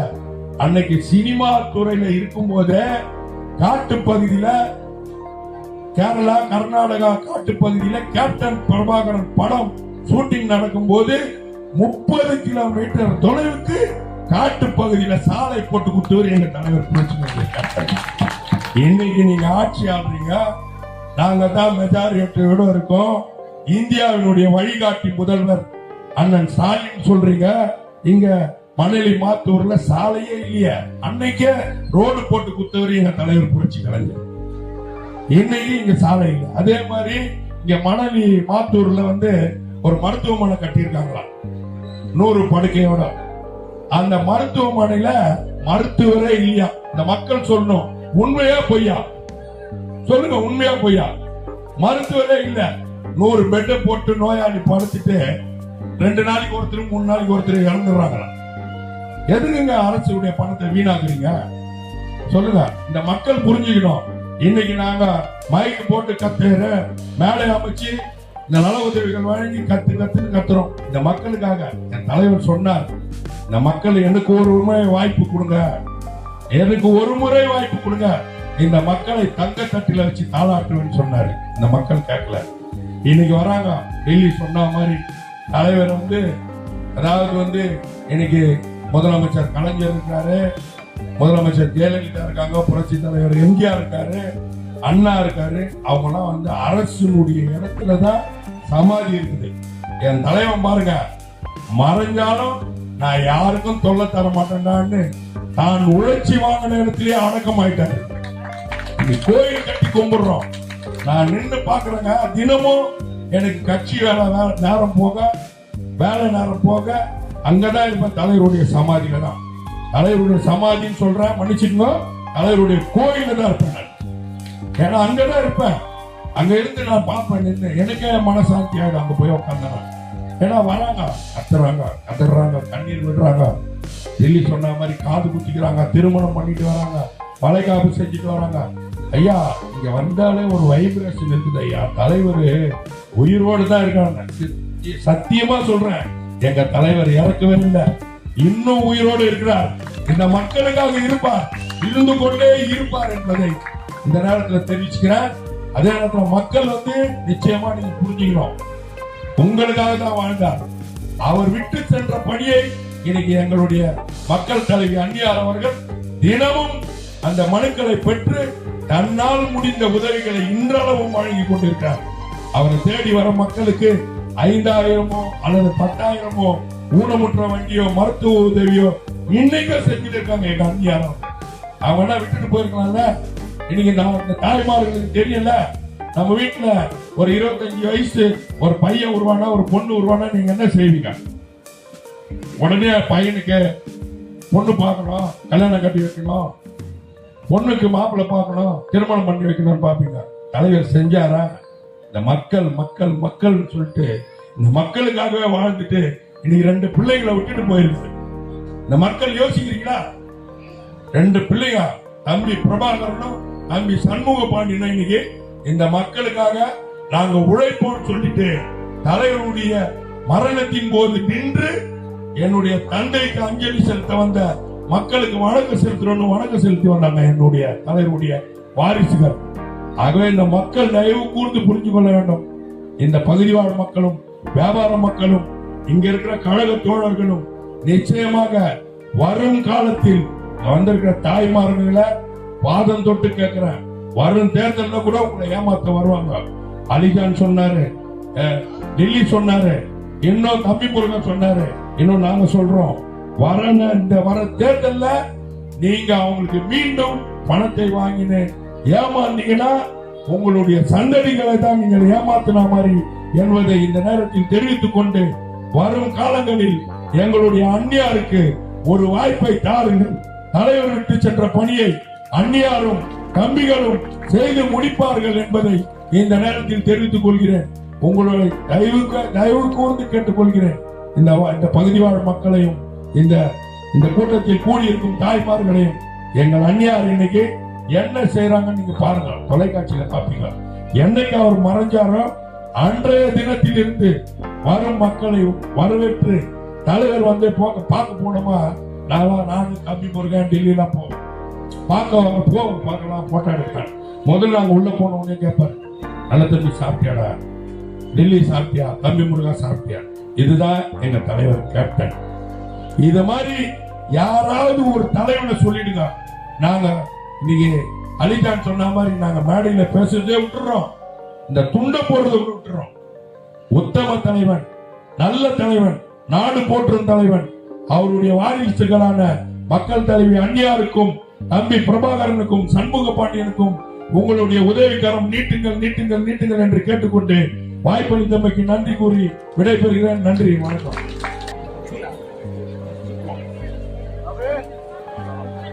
மனிதன் மறையும் பொழுது வானிலிருந்து நம்ம எல்லாம் வழிநடத்தி கொண்டிருக்கிற இறைவனாக இருப்பவர் தான் புரட்சி கலைஞர் கேப்டன் அவர்கள். என் உடன்பிறப்பே, எங்களுடைய இறைவனே, வானிலிருந்து வாழ்த்துக் கொண்டிருக்கின்ற எங்களுடைய கேப்டன் அவர்களை வணங்கி உயிரோடும் உணரோடும் அவரோடு வாழ்ந்து கேப்டன் கண்ட கனவை நினைவாங்க ஒவ்வொரு நாளும் நம்முடைய அன்னையாக இருந்து எங்களை எல்லாம் வழிநடத்தி கொண்டிருக்கின்ற எங்களுடைய அந்நியார் அவர்களையும் வழங்கி அந்த டில்லி வந்து மத்திய அரசு டில்லி வந்து நம்ம சொல்றதை கேட்குதோ இல்லையோ நமக்கு தெரியாது. நம்ம வைக்கிற கோரிக்கைகளை ஏற்று செயல்படுதோ இல்லையோ நமக்கு தெரியாது.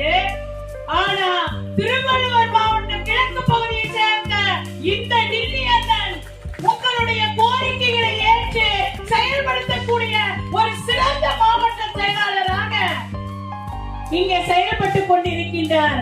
அவரையும் வணங்கி ஆசிரியராக இருந்த என்ன, அழகா கல்லூரியில வேலை பார்த்துக்கிட்டு இருந்த என்ன அரசியல்வாதியாக மாற்றிய பெருமையை சேர்ந்த அண்ணன் நல்ல தம்பி அவர்களையும் அவர்தான் என்ன கூட்டிட்டு வந்ததே. இந்த நேரத்துல இந்த மேடையில உங்க முன்னாடி சொல்றதுல அதை நான் பெருமைப்படுறேன். ஏன்னா என்ன வழிமாறி நடத்தல, ஒரு நல்ல உடன்பிறப்போடு நான் வந்து DMDK தேசிய முற்போக்கு திராவிட கழகத்துல இருக்கிறேன், கேப்டனுடைய அன்பு தம்பியாக நான் இருக்கிறேன்றது எனக்கு பெருமை.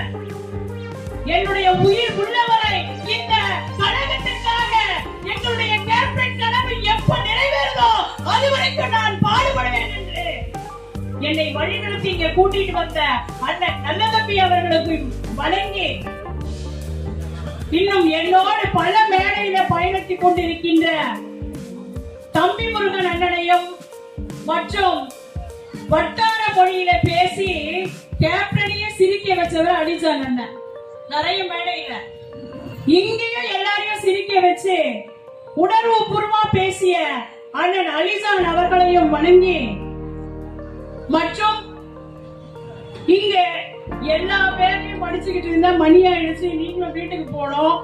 அதனால வரவேற்புரை நல்கிய அண்ணன் முதல் நன்றி உரை சொல்ற அண்ணன் வரைக்கும் எல்லா உடன்பிறப்புகளையும் நான் வணங்கி என்னுடைய உரையை ஸ்டார்ட் பண்றேன். இப்ப பாத்தீங்கன்னா இந்த பொதுக்கூட்டம் எதுக்குன்னு பாத்தீங்கன்னா நம்முடைய கொடிநாள் விழா ஒரு 25 ஆண்டுகள் வெற்றிகரமாக நடைபெற்று வெள்ளி விழா கண்ட ஒரு கொடிநாள் விழாவை இங்க ஒரு பொதுக்கூட்ட விழாவாக நடக்கக்கூடிய தகுதி வாய்ந்த ஒரு கட்சினா அது தேசிய முற்போக்கு திராவிட கழக கட்சி தான். எல்லா கட்சியும் கொடி இருக்குங்க, எல்லா கட்சியிலும் கொடி இருக்கு. ஆனா கேப்டன் கொடுத்த கட்சிக்கு தான் அவ்வளவு மரியாதையும் இருக்கு. அந்த கொடியை பாருங்க, 3 வண்ணங்கள் இருக்கு. அதுல சிகப்பு நிற வண்ணம், நம்ம எல்லாம் உழைக்கிறோம் இல்லையா, அந்த உழைப்பினுடைய உணர்வை சொல்றதுதான் அந்த நம்மளுடைய உழைப்பினுடைய அந்த வீரத்தை சொல்றதுதான் அந்த சிகப்பு நிறம். நம்முடைய வாழ்க்கையை செம்மைப்படுத்த வேண்டும் என்கின்ற எண்ணத்திலே உருவாக்குனதுதான் அந்த சிகப்பு நிறம். அடுத்து கருப்பு நிறத்துக்கு வருவோம். தமிழக மக்களினுடைய வாழ்வு வெளிச்சமே இல்லாம இருட்டறையில இருக்குது. இந்த இருட்டறை உலகத்தை வெளிச்சத்துக்கு கொண்டு வந்து தமிழக மக்களுக்கு நல்ல ஒரு வாழ்வு தரணும்னு கட்சி ஆரம்பித்து கொடியிலே அதுல அந்த கருப்பு நிறத்தை உங்களுக்கு உணர்த்தணும்னு சொன்னவர் தான் அந்த கருப்பு நிறம். இவையெல்லாம் மாறணும்னு நினைச்சா, மங்களகரமான ஒரு வாழ்வு நம்ம தரணும்னு நினைச்சு மஞ்சள் நிறத்தை அமைச்சு இந்த மூன்றுக்கும் இடையிலே ஒரு வெளிச்சத்தை தரக்கூடிய ஒரு தீபத்தையும் கொடுத்து ஒரு நல்ல முறையிலே மரியாதை மிகுந்த ஒரு கொடியை நமக்கு கொடுத்தவர் தான் புரட்சி கலைஞர் கருப்பு எம்ஜிஆர் கேப்டன் அவர்கள். நினைச்சு பாருங்க, எப்படிப்பட்ட ஒரு தலைவர் நமக்கு. உண்மையிலேயே நான் உங்களை பார்த்து கேட்கிறேன், நீங்க போய் எந்த இடத்துல கேட்டாலும் கேப்டனை பிடிக்கலன்னு சொல்றவர் யாராவது இருக்கிறாங்களா? கேப்டனை எனக்கு பிடிக்காது அப்படின்னு சொல்ற யாராவது ஒருத்தரை காட்டுங்க. எல்லா கட்சியை சேர்ந்தவர்களும் சரி, எல்லா உடன்பிறப்புகளும் சரி, எல்லா சமயத்தவரும் சரி, எல்லா நாடுகளிலும் சரி, கேப்டன் நல்ல மனிதருங்க, நல்ல மனிதருங்க. ஆனா நடிக்கவே தெரியாத, திரைத்துறையில் நடித்த ஒருவர் மக்களிடையே நடிக்கவே தெரியாததுனால இப்படி ஆயிட்டாருங்க சொல்றவங்க தானே இருக்கிறாங்க. உங்க மனசாட்சியை தொட்டு சொல்லுங்க. கேப்டன் நினைச்சிருந்தா கலைத்துறையிலேயே இருந்து நல்லா இருந்திருப்பார், இன்னும் கொஞ்சம் ஆண்டுகள் கூட வாழ்ந்திருப்பார். ஆனால் இந்த தமிழக மக்களுக்காக அரசியல்வாதியாக என்னைக்கு வந்தாரோ, இந்த தமிழக மக்களுக்கு வாழ்க்கையை கொடுப்பதற்காக இந்த அரசியல் அமைப்பை மாற்றணும்னு நினைச்சு வந்தவருக்கு நாம கொடுத்த பரிசு என்ன தெரியுமா? துரோகம். இந்த தமிழக மக்கள் செய்த துரோகத்தின் விளைவுதான் இன்னைக்கு நாம் அனுபவிச்சுட்டு இருக்கோம். அவர் கேட்டாரு, மக்களே மக்களே உங்களை தங்க தட்டி வச்சு தாலாட்டுல எனக்கு ஒரு முறை வாய்ப்பு கொடுங்கன்னு கேட்டாரு. கொடுத்தோமா? நாம கொடுத்தோமா? இல்லையே. இன்னைக்கு தாய்மார்களை பார்த்து கேட்கிறேன், மகளிர் தினம் வருது, வருகிற 8ஆம் தேதி மகளிர் தினம். மகளிர் தின வாழ்த்துக்களை உங்களுக்கு சொல்றேன். இந்த மகளிரை பார்த்து கேட்கிறேன், பொங்கலுக்கு 5000 ரூபாய் தரேன்னு அறிக்கையில சொன்னாரே உங்க அப்பா. அப்பா தான் சொல்றாங்க, இப்ப எனக்கு தெரியல அப்பானா யாருன்னு இன்னைக்கு எல்லாருக்கும் தெரிஞ்சிருக்கும். அந்த அப்பா சொன்னாரு, தேர்தலுக்கு முன்னாடி அறிக்கையில 500 அறிக்கை கொடுத்தாரு. அதுல ஒண்ணு சொன்னாரு, எதிர்கட்சியா இருக்கும் பொழுது பொங்கலுக்கு 5000 ரூபாய் மகளிருக்கு தரணும்னு சொல்லி சொன்னவர் இன்னைக்கு ஆண்டுகிட்டு இருக்கிற நம்முடைய மரியாதைக்குரிய முதலமைச்சர் அவர்கள் தான். ஆனா எல்லாரும் பொங்கலுக்கு வாங்குனீங்களா? காசு வாங்குனீங்களா? மகளிரை பார்த்து கேட்கிற, எல்லாரும் வாங்குனீங்களா? நல்ல கைய ஆட்டினவங்க தெரியும். அவருதான் சொன்னாரு, உங்க முதலமைச்சர் தான் சொன்னாரு 5000 ரூபாய் தரணும்னு கேட்டாரு, சொன்னாரு. நம்பி ஓட்டு போட்டீங்க. இன்னைக்கு 1/2 கிலோ பச்சரிசியா கூட உருப்படியா கொடுக்கல, புழுத்து போன அரிசியை தான் கொடுத்தாரு. உண்மையா இல்லையா? மனசாட்சியை தொட்டு சொல்லுங்க. ரேஷன் கடையில வாங்கின பச்சரிசியை வச்சு யாராவது பொங்கல் செஞ்சீங்களா? சொல்லுங்க பார்க்கலாம். இதே என்னுடைய புரட்சி கலைஞர் தலைவர் அவர்கள் ஆட்சியில இருந்திருந்தா என்ன நடந்திருக்கும் நினைச்சு பாருங்க. நம்ம வாய்ப்பு கொடுக்கலையே, ஒரு முறை வாய்ப்பு கொடுக்கலையே. ஆனால் அவருடைய இறப்புக்கு பிறகு இந்த உலக மக்களே கண்ணீர் விட்டு அழுகுறாங்க. அதாவது சில பேர் எல்லாம் கடற்கரையே கல்லறைகளாக மாத்திக்கிட்டு இருக்கிறாங்க. நம்ம கடற்கரைய கல்லறைகளாக மாத்திக்கிட்டு இருக்கிறாங்க. ஆனால் புரட்சி கலைஞர் கருப்பு எம்ஜிஆர் மட்டும்தான் கல்லறைய கூட கருவறையாக, இறைவனுடைய கருவறையாக மாற்றிய பெருமை புரட்சி கலைஞர் அவர்களை மட்டுமே சேரும். அதாவது இருந்தாலும் 1000 பொண்ணு, இறந்தாலும் 1000 பொண்ணுன்னு சொல்லுவாங்க. நம்ம தலைவருடைய வாழ்க்கையில அது எவ்வளவு தூரத்துக்கு உண்மையாச்சு தெரியுமா? என்னுடைய தாய்மார்களே, கேப்டன் அவர்கள் மறையும் பொழுதுதான், சரியான அந்த நேரத்துலதான் கிளாம்பாக்கம் பேருந்து நிலையம் திறக்கப்பட்டது. உங்களுக்கு ஞாபகம் இருக்கோ இல்லையோ எனக்கு தெரியல. அதாவது கோயம்பேடுல இருக்கின்ற அந்த பேருந்து நிலையம் கிளாம்பாக்கத்துக்கு போச்சு. ஒரே நாள்ல மாத்தினாங்க. என்ன ஒரு சாதனை தெரியுமா அது? ஆனா அங்க வியாபாரம் செஞ்சுக்கிட்டு இருந்த தெருக்கோடியில தெருவுல நடைபாதையில வியாபாரம் செஞ்சுக்கிட்டு இருந்த மக்களின் வயிற்றுல அடிச்சாங்க. பிழைப்பு நடத்த முடியல. எல்லாரும் கதி கலங்கி நின்ற போது நம்முடைய தலைவருடைய இறப்பு கூட அவர்களுக்கு வாழ்வளித்தது. எப்படி தெரியுமா? கேப்டனுடைய ஆலயத்தின் முன்னாடி நின்று டீ வித்தாங்க, பூ வித்தாங்க, கைக்குட்டை வித்தாங்க, பேடா வித்தாங்க, தின்பண்டங்கள் வித்தாங்க. அன்றாடம் அவர்களுடைய குடும்ப தேவைக்கு தேவையான பொருட்களை வித்து அவருடைய வாழ்வை காப்பாற்றியவர் என்னுடைய புரட்சி கலைஞர் கருப்பு என்கிறார். அப்படின்னா மிகையாக நாள்தோறும் நான் அங்க இருக்கிறதுனால சொல்றேன். பல நாடுகளில் இருந்து வராங்க, பல நாடுகளில் இருந்து வராங்க. வந்து இப்படிப்பட்ட ஒரு மனிதரை நீங்க விட்டுட்டீங்களே எங்களை கேள்வி கேட்கிறாங்க. இப்படிப்பட்ட ஒரு நல்ல மனிதரை நீங்க இப்படி விட்டுட்டீங்களே, உங்க நாட்டினுடைய முதலமைச்சரை ஆக்க முடியாம விட்டுட்டீங்களேன்னு சொல்லி கேள்வி கேட்கின்ற நிலையிலே உலக மக்கள் அத்தனை பேர் நம்முடைய புரட்சி கலைஞர் நினைவுகளை சுமந்துட்டு இருக்கிறாங்க. நாள்தோறும் பல ஆயிரக்கணக்கான மக்கள் வராங்க. வந்து என்ன தெரியுமா செய்யறாங்க? உண்மையிலே அண்ணன் இருக்கிறார், நல்ல தம்பி அண்ணாங்க டெய்லி இருக்கிறாரு. நிறைய பேர் வராங்க.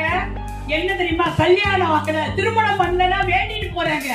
அடுத்த மாசமே வந்து இன்விடேஷனை எங்களுடைய தலைவரின் சமாதி, எங்களுடைய தலைவருடைய இறைவனுடைய மேல வச்சு படைப்பது போல கோவிலில வச்சு படைச்சிட்டு போறாங்க. ஒரு மருத்துவம் பார்க்கறதுக்காக ஹாஸ்பிட்டலுக்கு போயிட்டு ஐயோ எனக்கு இது மாதிரி நோய் இருக்கேன்னு சொல்லி அந்த ஆலயத்துக்குள்ளே வந்து இறைவனாக இருக்கின்ற நம்முடைய புரட்சி தலைவரை வணங்கிட்டு போய் அடுத்த மாதமே வந்து எனக்கு அந்த நோயே போயிடுச்சுங்க, இறைவனாக இருந்து புரட்சி கலைஞர் அந்த நோயை தீர்த்து வச்சிருக்கிறாருன்னு சொல்லி. உண்மையிலே நல்லதும் எனக்கு தெரியும் எத்தனை பேரு அப்படி வந்து சொல்லி கதறி அழுகுறாங்கன்றது தெரியும். இது நடக்கிற உண்மை. அங்க அந்த கோவிலுக்கு அமர்ந்து நாம ஆலயமாக நினைத்து எங்களுடைய தலைவரான புரட்சி கலைஞர் கேப்டன் அவர்களை நினைச்சு ஒரு 5 நிமிஷம் உட்கார்ந்து பாருங்க. அந்த அதிர்வலைகள் நம்மள உண்மையான ஒரு சமாதானத்திற்கு கூட்டிட்டு போகுது. அப்படிப்பட்ட ஒரு உணர்வை ஏற்படுத்துகின்ற ஒரு ஆலயமாக இன்னைக்கு கோயம்பேடுல சில பேரெல்லாம் நினைச்சாங்க கோயம்பேட்டுல இருக்கிற தலைமையை இடிச்சுட்டா பாலம் கட்டணும்னு சொல்லிட்டு தலைவருடைய அந்த திருமண மண்டபத்தை இடிச்சா திருமண மண்டபமே இருக்காது, அந்த ஒரு ஆதாரமே இருக்காதுன்னு நினைச்ச இடத்துல இன்னைக்கு கோயம்பேட்டுல வியந்து பார்க்கிற அளவுக்கு, சென்னையில இருக்கிற அத்தனை மக்களும் வியந்து பார்க்கின்ற அளவுக்கு, தமிழகத்திலிருந்து வருகின்ற அத்தனை மக்களும் கேப்டனுடைய ஆலயம் இதுன்னு சொல்லி வந்து இறைவனாக நினைத்து வணங்கி போகின்ற ஒரு இடமாக மாறி இருக்கிறதுன்னா கேப்டன்னா சும்மாவா? புரட்சி கலைஞர்னா சும்மாவா? அவர் இறந்தாலும் இருந்தாலும் மாபெரும் சிங்கத்திற்கு சமமா வாழ்ந்துட்டு போனாரியா. அவரை மாதிரி ஒரு தலைவரை நம்ம தலைவரா பெறுவதற்கு மிகவும் புண்ணியம் செஞ்சிருக்கணும் நான் நினைக்கிறேன். கேப்டன் கண்ட கனவை ஒவ்வொரு நாளும் ஒரு நல்ல திட்டமாக, எப்ப பார்த்தாலும் அன்னதானம். எப்பவுமே கேப்டன் கேட்கிற கேள்வி முதல்ல சாப்பிட்டீங்களான்னு கேட்பாரு, சாப்பிட்டாச்சா அப்படின்னு தான் கேட்பாரு. அந்த சாப்பாடு போட்ட அந்த திட்டத்தை இன்றளவும் அந்நியார் அவர்கள் கோயம்பேட்டிலே நிறைவேற்றி கொண்டிருக்கிறார் என்றால் தலைவனுக்கு ஏற்ற தலைவியாய் எங்களுடைய அந்நியார் அவர்கள் அதை செயல்படுத்திக் கொண்டிருக்கிறார் என்று அர்த்தம். நினைச்சு பாருங்க, நம்மளாம் என்ன பண்ணுவோம்? அந்த சொல்லிட்டு போயிட்டார், நம்ம என்ன செய்யறதுன்னு நினைச்சு காசை சேர்த்து வைக்க பார்ப்போம் இல்லையா? தாய்மார்கள் அப்படித்தானே செய்வீங்க. ஆனால் இருக்கின்ற அத்தனையும் செலவு செய்து அன்னதான திட்டமாக இன்றளவும் கோயம்பேட்டு ஆலயத்திலே வருகின்ற அத்தனை மக்களுக்கும் அன்னதானத்தை செய்து கொண்டிருக்கின்றார்கள் என்றால் அதற்குரிய பெருமை யார சேரும்? நம்முடைய கேப்டன் அவர்களையும் அவர் இட்ட பணியை செவ்வனே செய்து கொண்டிருக்கின்ற நம்மளுடைய அந்நியார் அவர்களையும் சேரும். நினைச்சு பாருங்க. அவர் கேட்டாரு, எனக்குன்னு ஒரு இடம் இருக்கும்ல, எனக்குன்னு ஒரு இடம் இருக்கும்ல அப்படின்னு கேட்டாரு. அந்த இடத்தை நீங்க தருவீங்கன்னு கேட்டாரு. ஆனால் அது கூட வேண்டாம்னு சொல்லி நம்முடைய அந்நியார் அவர்கள் அவர் சம்பாதித்த மண்ணிலேயே அவரை இறைவனாக்கி ஆலயம் வைத்த பெருமை நம்முடைய அந்நியார் அவர்களை சாரும். நினைச்சு பாருங்க. இப்படி ஒரு நபருக்கு இப்படி ஒரு ஆலயம் எந்த இடத்திலேயாவது நடந்திருக்குதா? ஆனால் இன்னைக்கு ஆண்டு கொண்டிருக்கின்ற தமிழக அரசு என்ன செய்து கொண்டிருக்கின்றது என்பதை நினைச்சு பாருங்க. தமிழர்களுக்கெல்லாம் வாழ்வு தரன்னு சொல்லி 2021 தேர்தல் களத்திலே 500 வாக்குறுதிகளை கொடுத்த தமிழக அரசு இன்னைக்கு அண்ணன் சொன்ன மாதிரி 5 வாக்குறுதிகளை கூட நிறைவேற்றல. 1000 ரூபாய் மாசம் தரேன்னு சொன்னாங்கதான். ஆனா நீங்க எல்லாம் கனகாம்பரம் பூ வைக்கலையா? தலையில கனகாம்பரம் பூ வச்சவங்களுக்கு தான் 1000 ரூபாய் தருவாங்களாம். அதெல்லாம் வைக்காததுனால அவங்க தரலையாம். வெக்கமா இல்லைங்க? ஒரு மகளிருக்கு தகுதி வாய்ந்த மகளிர்னு சொல்றதுக்கு இவங்களுக்கு என்ன அதிகாரம் இருக்குன்னு நினைச்சு பாருங்க. நம்ம எல்லாம் தகுதி வாய்ந்த மகளிர் இல்லையா? நினைச்சு நீங்க தகுதி வாய்ந்தவங்க கிடையாதா? தகுதி வாய்ந்தவர்களா இல்லையா நீங்க எல்லாம் 1000 ரூபாய் வாங்குறதுக்கு?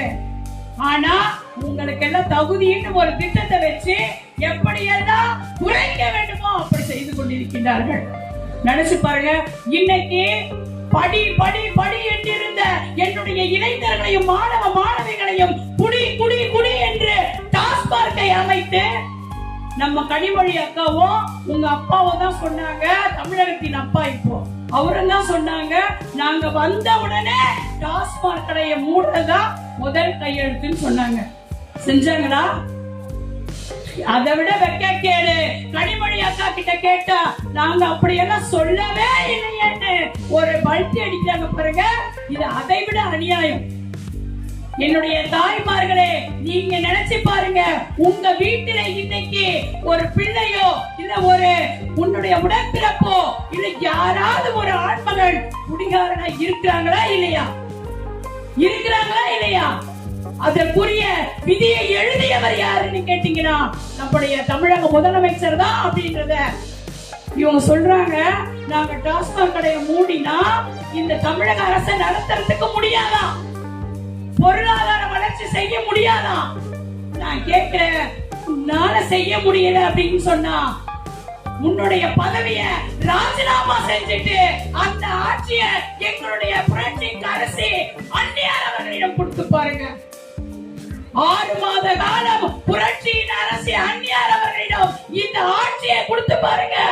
எந்த அளவுக்கு அவர் திறப்பட நடத்துகிறார்னு சொல்லிட்டு என்னுடைய அன்பான தாய்மார்களே, உங்களை ஏமாத்தி ஏமாத்தி ஏமாத்தி இந்த அரசு உங்களை ஏமாத்தி ஓட்டு வாங்கி கொடுக்கிற அந்த 2000 ரூபாய்க்காக 5 வருஷ காலம் நீங்க அடிமையா வாழ்ந்துறீங்க. அன்னைக்கு கிடைக்கிற அந்த 2000 ரூபாய்க்காக 5 வருஷ காலம் நீங்க அவங்களுக்கு அடிமையா வாழறீங்க. இன்னைக்கு என்ன நிலைமை தெரியுமா? தமிழகத்துல கிட்டத்தட்ட 1.5 லட்சம் கோடி மக்கள் இந்த குடியினுடைய அவல நிலைக்கு உட்பட்டு இருக்கின்றார்கள். அதுல 70 லட்சம் பேர் இன்னும் குடியை நிறுத்தவே முடியாத அளவுக்கு போயிட்டு இருக்காங்க. இந்த நிலைமை மாறணும்னு நீங்க நினைச்சீங்கன்னா உங்களுடைய இளைஞர்களும் உங்களுடைய குழந்தைகளும் உங்களுடைய மாணவ செல்வங்களும் உங்களுடைய அத்தனை பேரும் இந்த தமிழகத்திற்கு நல்ல வாழ்வு தரணும் நீங்க நினைச்சீங்கன்னா ஒரு முறை எங்கள் அந்நியார் அவர்களுக்கு முரசு சின்னத்துல வாக்குகளை தாருங்கள். அதோடு மட்டுமில்லாம இன்னொன்னு சொல்ல நினைக்கிறேன். இங்க இருக்கிற தாய்மார்கள் கையில மலையில இருக்கா? இங்க இருக்கிற தாய்மார்கள் கையில மலையில இருக்குன்னு பாத்துக்கோங்க. ஏன்னா இன்னைக்கு ஆண்டுகிட்டு இருக்கிற திமுக கார இன்னைக்கு தான் நடந்தது. நேற்று டாஸ்மார்க்க ஒழிக்கிறதுக்காக இந்தி மொழியை எதிர்ப்பதற்காக ஒரு போராட்டம் நடத்துறாங்களாம். அந்த போராட்டத்துல ஒரு உறுதிமொழி எடுக்கிறாங்க. உறுதிமொழி எடுக்கும் பொழுது குன்னூர்ல இருக்கிற ஒரு கவுன்சிலர், 25வது வட்ட கவுன்சிலர் அவர்கள் என்ன பண்றாங்க தெரியுமா? கைய நீட்டி உறுதிமொழி எடுத்துக்கிட்டு இருக்கிறாங்க.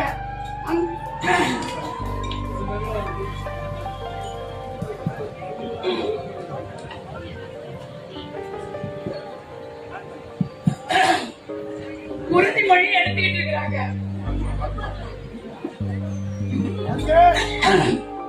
அப்போ அங்க இருக்கிற அந்த கவுன்சிலர் என்ன பண்றாரு தெரியுங்களா?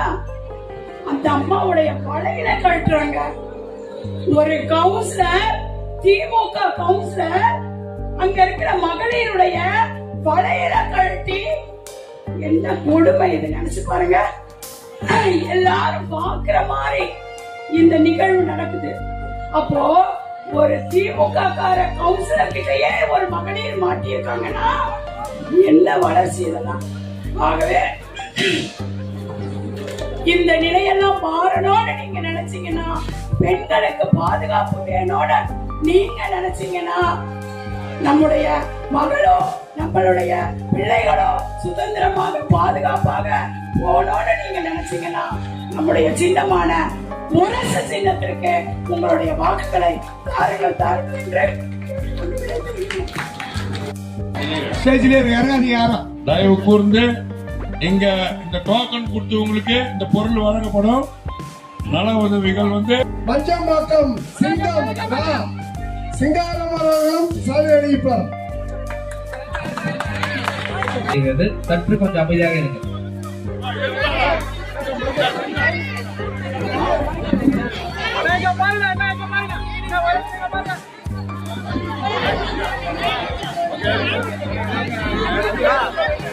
கொஞ்சம் வெயிட் பண்ணுப்பா.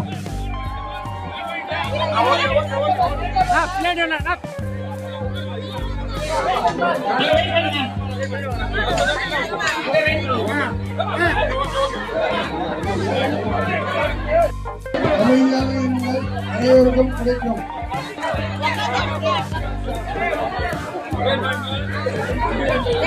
இந்த